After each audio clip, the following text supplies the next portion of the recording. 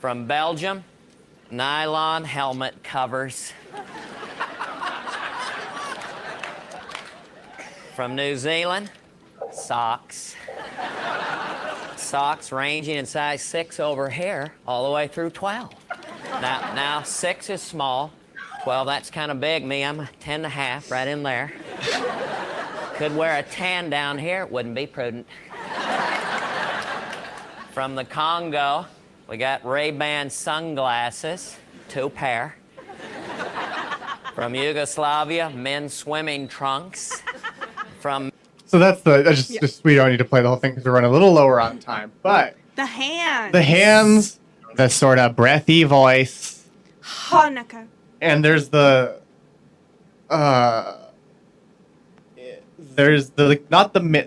what manifests in Dana Carvey as manicness is there in just the like stiffness. Mm-hmm. I think in the original guy, and so it's like a smaller thing that's easy to miss and. You see it in him, but the amping it up into manicness is one of the things that I associate with that impression.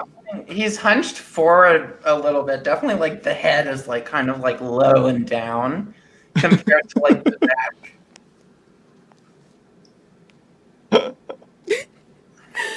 Susie, I would love to know from you. We have 15 minutes before everyone needs to jump to the Planet Scum Discord and view the pre-show. Susie, you are a real-life comedian.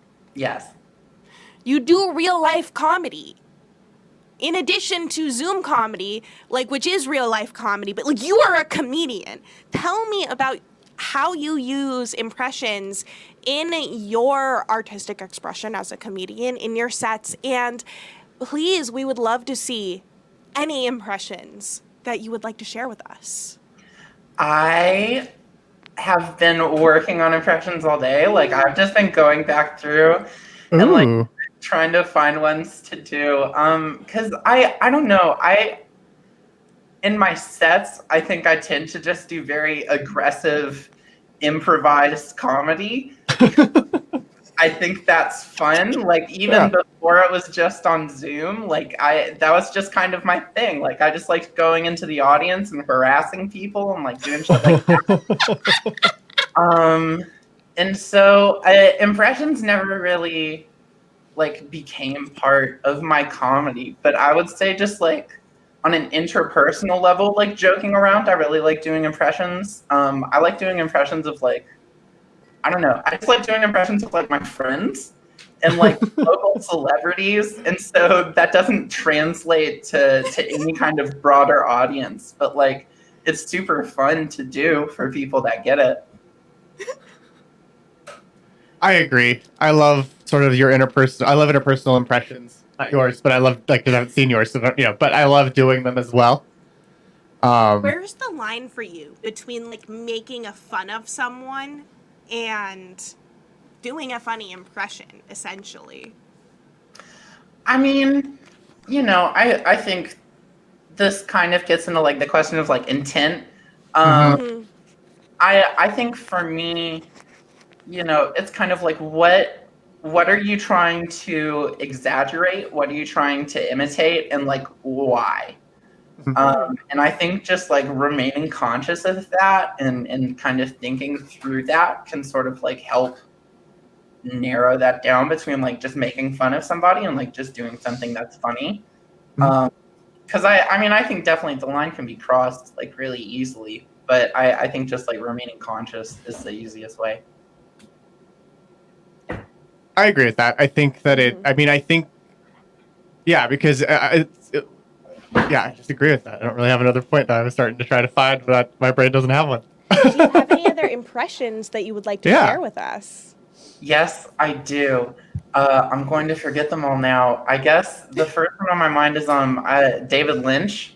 Give to us. Okay. We got a goal here. We're going to do some transcendental meditation, and we're going to get ourselves to the spiritual Walmart. Now, deep inside of there, right, are creative tools such as a pen or a pencil, which you may use at your will to draw things from your imagination. I love that. I love that so much. The spiritual Walmart. Yeah. It's so good. It's such a perfect The- encapsulation of the metaphors he always uses when he talks about that stuff. And It's his like, pacing. yeah. Oh my gosh. I just love the way he talks. I think it's so fascinating. Also, like, I feel like there are a lot of directors with very particular voices. Quentin Tarantino's another, because Quentin Tarantino's just like, your pussy is right here if you're looking at it, and there's just something you're not listening. There's this all right, and just this lady's bush came right down, and I don't know. It's just so like, yeah. I like it. I always I like liked how you leaned up Yeah. and forward to the camera. but you're definitely right about directors. Mm-hmm. Because like ever since I was a kid, I've done a George Lucas, which is why I thought it was so funny when I learned about the George Lucas talk show and Connor, because I'm like, oh, one of my favorite comedians also does a George Lucas impression and has built a whole thing around it. And it's just like, you just gotta go into this. And Joseph Campbell, really, I think Joseph Campbell has an insight into everything. I mean, I think that when I look at my car, and it's the Corolla, which really resonates with Joseph Campbell's whole model of things, because it takes me into the belly of the whale, and then I come out of the belly of the whale. Tucker, A Man in His Dream, is really, it's the film I think should define my career. Yeah, I made Star Wars, but Tucker is where I really put my passion into the project, and that's why I tell Francis. And it's just, there is something about directors where I think they, at least the ones that become stars in a way, in their own right as individuals, they have that particular way of talking. And I think part of why they lend so well to that is because their way of talking has to be so idiosyncratic for them to get that sort of iconic status. Whereas like, a Christopher Nolan, like his name is big, but he's not, his persona doesn't have that sort of place in a pantheon. I couldn't even tell you what his persona is like. He's British. Ah, I see. That's all I really know. I forget that he's British. I always think, I don't know, whenever I hear that Christopher Nolan's British, my first instinct is to question it. Like, is Right? it? Are you sure? I mean, maybe. I feel like Steven Spielberg is very easily impressionable. I do not have a Spielberg impression, but like, Yeah. I do think just the way he talks is like, he has this very like, I don't know. It's like a croak, but like a 6-year-old is like coming up to talk to you about like orange soda, but like they just also have this weird voice croak at the same time. I love that because I think that the 6-year-old is perfect. That like gets at the like intense enthusiasm I always get from Spielberg when he's talking about his movies. He's just so into it. I also don't have a Spielberg. I mostly have the Lucas, but it's just I do have an Alex Jones, but that's just sort of gravel voice Southerner that then leans back to you. And it's a lot. It's a lot. I don't want to say a lot of the things that an Alex Jones impression would normally lead to saying. That's you can talk. Mm-hmm. I have a John Lennon impression. Oh. My name's John Lennon, and I'm gonna get me a chicken nugget at the Wendy. I'm gonna go down to the Wendy and get myself a spicy chicken nugget. I dissolved the Beatles so that I could spend more time at Wendy's.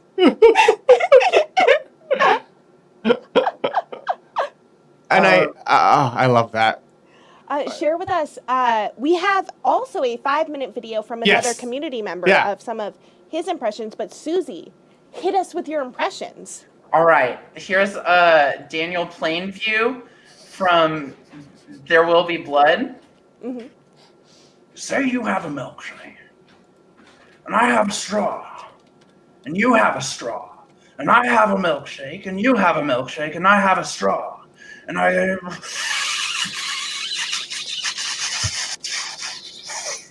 feel refreshed, and my son, HW, oil.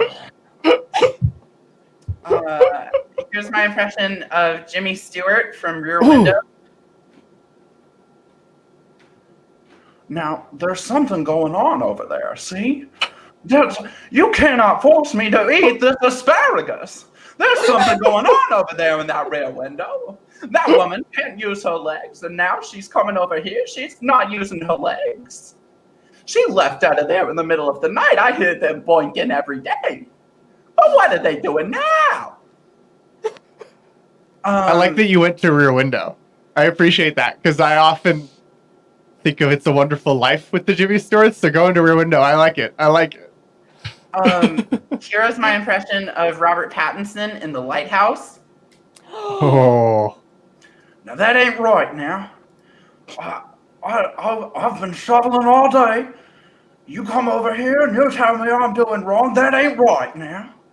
That's really good. That's really good. Thank you. I'm trying to think. This is my impression of Al Pacino in Scent of a Woman. Uh-oh. We got a moron here. Hooah! Tits! Pussy! And then finally, this is my impression of Dirks Bentley. Oh wait, not finally. Real quick, I want to do my Borat impression. Mm-hmm. My wife. Wow. That was uncanny. Uncanny. I've been working on that one a long time. I crushed it.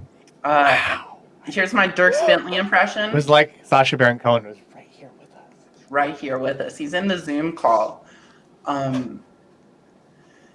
Okay, Dirks Bentley is Please, ma'am, may I see your feet, ma'am? Excuse me, ma'am, I've been a good little boy, ma'am. I would just love to see your feet, ma'am. I can't do nothing but look at them, ma'am.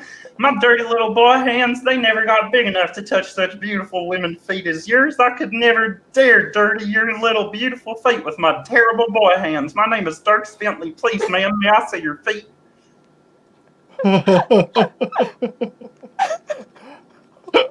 I loved that. Oh, Susie. yeah. Thank you so much for joining us and sharing with us your incredible impressions. Friends, in 5 minutes, you need to get to the Discord to join the pre-show. And then afterwards, it's the post-show. Well, afterwards, it's after Late Night the with show. Steve Harvey. After that show, it's the post-show. And then on Friday, there's a Halloween party on RadioFreeMultiverse.com. And if you have a costume, you need to share it with us so that Joan Rivers herself, the ghost of Joan Rivers, can judge your Halloween costumes. And you can email that to radiofreemultiverse@gmail.com or just DM us on the Discord. Either one. And the final thing we're going to leave you all with is this incredible video sent in by none other than Eric Germ himself. The stinker with a heart of gold That little himself, stinker Eric. with God. a heart of gold.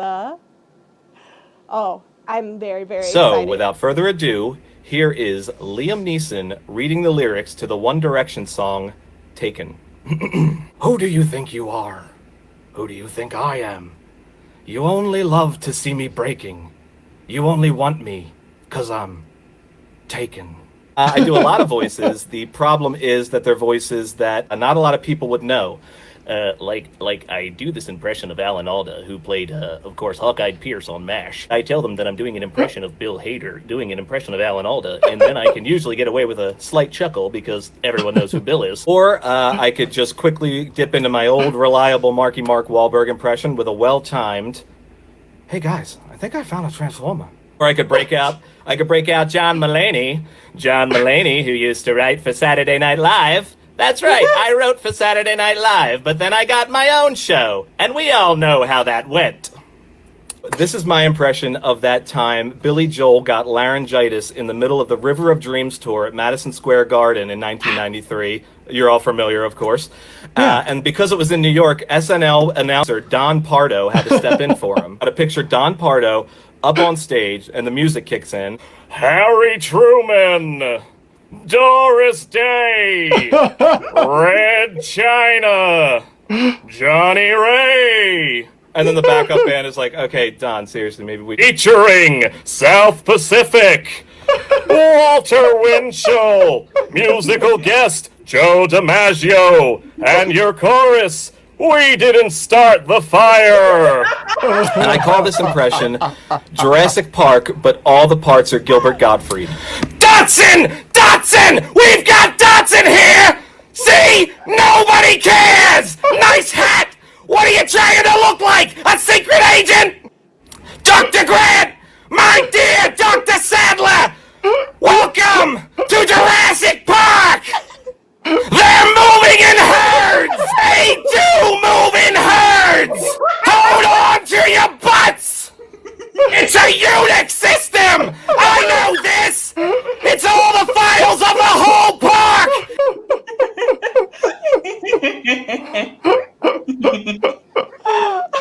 So, again, thank you so much, Susie. Thank you, everyone, for watching. So much, Susie. Thank you, Henry. Thank you, Tiger Bates. Thank you, Sarasota.